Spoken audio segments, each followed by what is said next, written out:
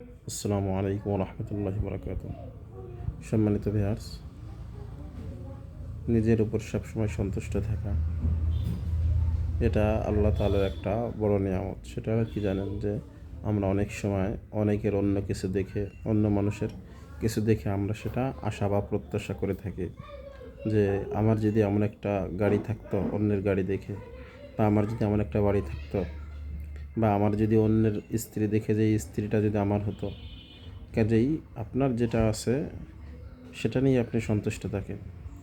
অন্য মানুষের যেটা দেখে বা আপনি যেটা দেখে আফসোস করতেছেন, হয়তোবা তার ওই জিনিসটা আছে, কিন্তু তার অন্য দিক থেকে এমন একটা সমস্যার সে সম্মুখীন বা এমন একটা বিপদগ্রস্ত আছে যে এটা আপনার নাই, যেই দিকে আপনি অনেক শান্তিতে আছেন। ধরেন অন্য এক ব্যক্তির অনেক দামি একটা গাড়ি আছে, বা দামি একটা বাড়ি আছে, বা অনেক জমি জমা সম্পদ আছে, বা বড় ব্যবসা আছে।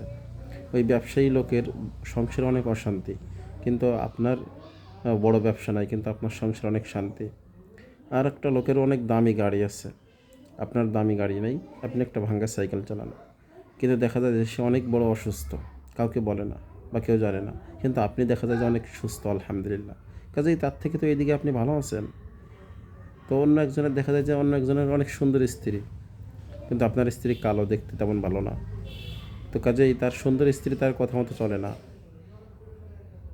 আপনি এই দিকে অনেক ভালো আছেন, আপনার স্ত্রী দেখতে কালো, কিন্তু আপনার স্ত্রী আপনার কথা মতো চলে, কিন্তু তার স্ত্রী অনেক সুন্দর হওয়ার কারণে পরকীয়া করে বা খারাপ কাজ করে বা তার কথা মতো চলে না।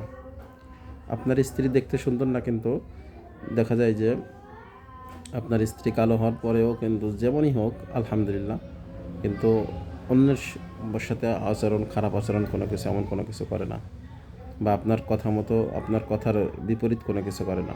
কাজেই যেই বিষয়কেই দেখি, যেই দিকে যার যেটা দেখি না কেন, আপনার ওইটা আছে বা ওইটা হোক, এটা কখনো চাবেন না। আপনার যেটা আল্লাহ যেভাবে দিয়েছে সেটারই আপনি আলহামদুলিল্লাহ বলবেন। কারণ অন্য মানুষ যার যেটা আছে, হয়তো বা তার এক সাইডে একটা সমস্যা আছে, আপনার সেই সমস্যাটা নাই। এই জন্য তার ওই সমস্যাগুলো যদি আপনি জানতেন, তাহলে আপনি চাইতেন যে না, আপনি যেভাবে আছেন সেভাবেই ভালো আছেন, আপনার অন্যের কোনো কিছুই প্রয়োজন নাই। এই জন্য অন্যের কোনো কিছু দেখে আফসোস না করা, অন্যের কোনো কিছুই দেখে আমরা আফসোস করব না। আল্লাহ তাআলা এই বুঝটুকু আমাদের দান করুক, এবং নিজের যা আছে আলহামদুলিল্লাহ, যেভাবে আছে আলহামদুলিল্লাহ। অন্য মানুষ এর চেয়ে বেশি বিপদে আছে, বেশি সমস্যায় আছে, বেশি অশান্তিতে আছে। হয়তো বা আপনি এতটা বিপদে বা এতটা অশান্তিতে নাই, এতটা সমস্যার সম্মুখীনও নাই, বা এতটা অসুস্থও নাই, বা এত বিপদগ্রস্ত নাই। কাজেই যেভাবে আল্লাহ তাআলা আপনাকে আমাকে রাখছে, সেভাবেই আল্লাহ তাআলার উপর খুশি হয়ে সন্তুষ্ট আদায় করি সবসময়ের জন্য, আল্লাহর বড়ত্ব প্রকাশ করি সবসময়, সদা সর্বদা সব অবস্থায় আলহামদুলিল্লাহ বলি। আসসালামু আলাইকুম রহমতুল্লাহ।